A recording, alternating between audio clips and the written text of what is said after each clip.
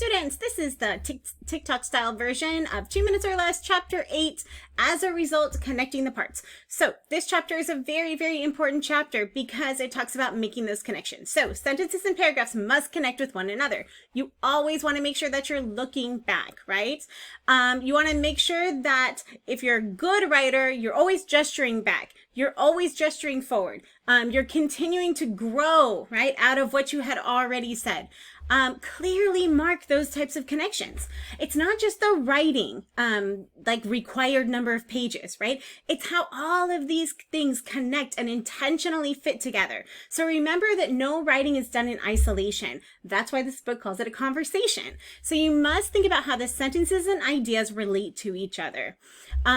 Think of it this way, that your sentences have arms, right? And there's a really great picture in the text that reach both forward and back at the same time so that you're holding those things together, okay? So always go back and reread your document and test for those things. There are some strategies to help you with this. One strategy is transitions, which mark the kind of connection. They really help our brains orient where you're going in this. They're like road signs or turn signals, and they let the reader understand what information is there and how they're supposed to interpret it. The transition should be unobtrusive. They should help you move quickly through the sentence. They should really guide the reader, guide your argument. They should be logical and they should not be overused, okay? The next thing that they talk about is the pointing words, right? So pointing words are when you really need to be clear what object you're talking about. There's a great example in the text. It says, Alexis de Tocqueville was highly critical of democratic societies, which he saw as tending toward mob rule. At the same time, he accorded democratic societies grudging respect.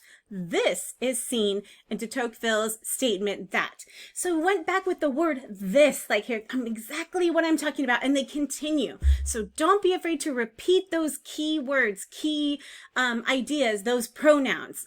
Let's see. And then the next thing is to repeat yourself, but with a difference. So keep repeating those key ideas. Don't be afraid to be redundant. Somewhere along the line, teachers told you, don't be redundant. Don't be redundant.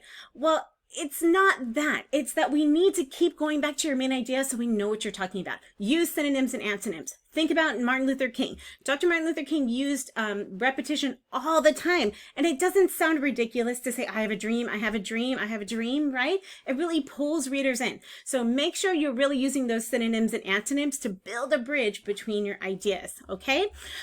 With that, I want to make sure that you do go back and read that chapter. There's so many really great and important things in there. And with that, I will see you online.